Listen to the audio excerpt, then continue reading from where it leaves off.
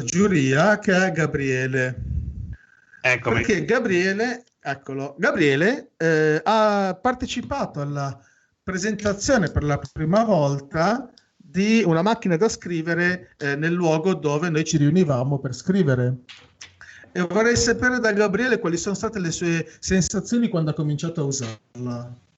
Beh, fondamentalmente mi ha dato tutto un senso diverso dello scrivere, mi ha creato una voglia impressionante, ma che è dovuta probabilmente al misto di analogico e digitale, no? Nel senso, sono sempre stato abituato a vivere in questo mondo molto digitale, ma in tutto, no? Tutto che si muove molto velocemente.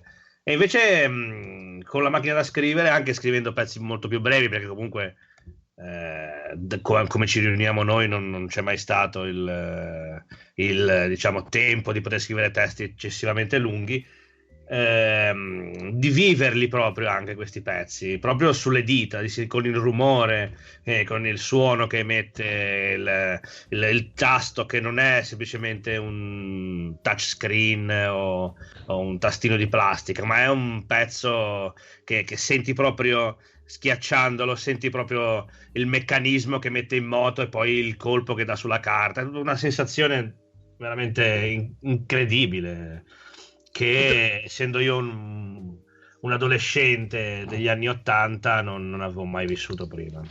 È un qualcosa di pulp, quindi, scrivere con la macchina da scrivere. Assolutamente pulp, sanguigno. Va Per bene, non citare allora, l'altro genere di pulp, ecco. Io se posso dire la mia, ho sempre vissuto fin da quando ero bambino, sia mio padre che mio nonno avevano macchine da scrivere in ufficio. Mio padre è medico, e quindi in studio aveva la macchina da scrivere. Poi quando arrivarono i computer fu uno dei primi a passare al computer, e mio nonno invece aveva un piccolo ufficio di rappresentanza di materiale per produzioni meccaniche, e aveva anche lui la sua macchina da scrivere. Quella di mio padre era la lettera 22, invece quella di mio nonno adesso non mi ricordo, anch'io se era una Studio 54, non mi ricordo. Mi ha sempre affascinato la parte meccanica, no, del funzionamento, tant'è che mia nonna aveva in casa invece una calcolatrice di quelle già elettriche che si chiamava Divsumma 24, quella dell'Olivetti, che quella lì è elettrica. È un po' un oggetto che ti spaventa perché hai quasi paura che ti faccia qualcosa se apri. C'ha un coperchione nero sopra che se lo apri vedi tutta la parte e che hai paura che ti mastichi le dita, è abbastanza pericoloso. E invece sempre mio nonno aveva un Olivetti 15 Summa, quella meccanica con la leva. Quella lì purtroppo, dopo che i miei nonni sono mancati, in casa non l'abbiamo più trovata. Probabilmente mio nonno se n'è disfatto, peccato, perché era ancora più affascinante di quella elettrica. It is now time to introduce two other members of the jury. One is Gabriele Brundo, a writer and cocktail maker, who's discovered recently the typewriter during one of the live sessions of the Five Club in the events we organized in the city center in Genoa, Italy. Gabriele said that for him, used to work with the computer, with the keyboard of a computer, it has been a very interesting discovery to find the physical pleasure to write with a typewriter, because it makes writing more alive, like if the fingers, and not only the fingers but all senses, were involved in the creative action of writing. And then this noise, which is not as noise but is like a music, makes the story you're writing more alive, giving us up. And then we have Matteo Bernabò, photographer and expert in music and other many things, who lived the typewriter when he was a kid, thanks to his father and his grandfather. They both used typewriters before the introduction of the computers in their activities, and mainly the father of Matteo, a doctor, he was used to worked with Lettera 22 from Olivetti to write his documents. And then he was really fascinated by the mechanical aspects of this typewriter. But at the same time, he has been always touched also by the electric calculator and by the Olivetti 15 of the grandmother. And he thought that it could be something like an incredibly dangerous machine if wrongly used. But nevertheless, he was going further and further close to try to use them. Okay, thank you, guys. And it's still working. And it's still working? Yeah. Of course. Non avremmo saputo dirlo meglio. Ok, molto bene. Quindi adesso arriviamo ancora a Karim e Alberto. Quindi ora raccontateci un po' voi la vostra esperienza con le macchine da scrivere. Inizi tu, inizio io? Vai, Karim. Non sento Alberto, ma vabbè, vai, inizio Karim. io. Vai. E allora, dato che Alberto ha un problema, vabbè, parlo io e la nostra esperienza con le macchine da scrivere è iniziata tutto in un bar storico dei Vicoli di Genova, e c'erano alcune sere in cui ci riunivamo tra amici di tutte le età e iniziavamo a scrivere delle storie e poesie, racconti, quello che ci passava per la testa, e iniziavamo a leggere, recitare, fare dei giochi, diciamo, come dire, magari interpretare a seconda di il bigliettino che pescavamo in una busta, per esempio, e iniziavamo a fare cose diverse, diciamo. E dopodiché, niente, ci è passato per la testa di iniziare a collezionare alcuni modelli di macchine per scrivere e...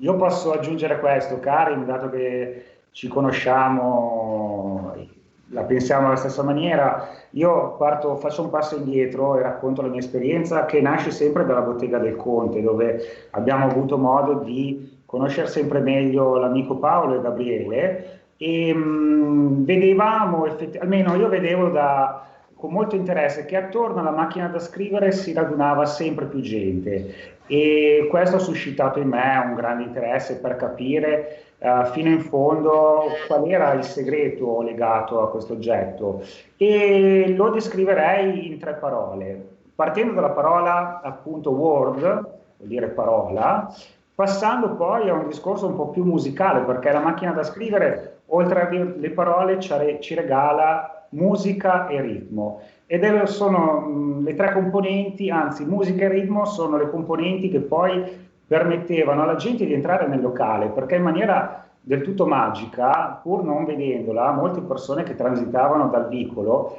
entravano nel locale perché sentivano appunto il rumore della macchina da scrivere.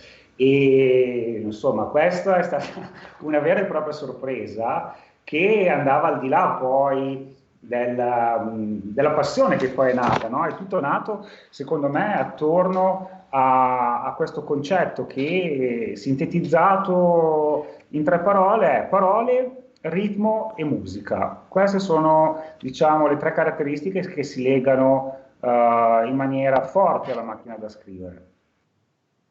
Sì, concordo pienamente.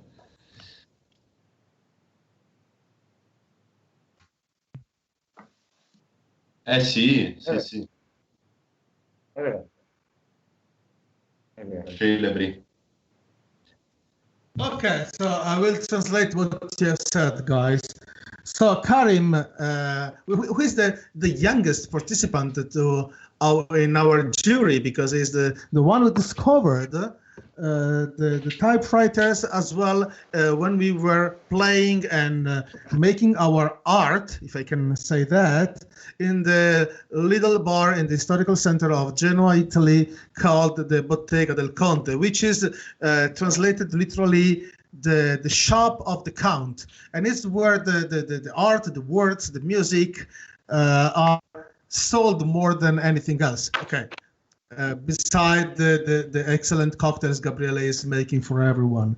And he started in this bar, and he started by reading and writing. And this created the magic moment and the desire to collect machines. And that's what he has done when he met Alberto. Alberto also came to the Bottega. He didn't know anything about the typewriters, and he discovered the typewriter in this way and decided that this had something special.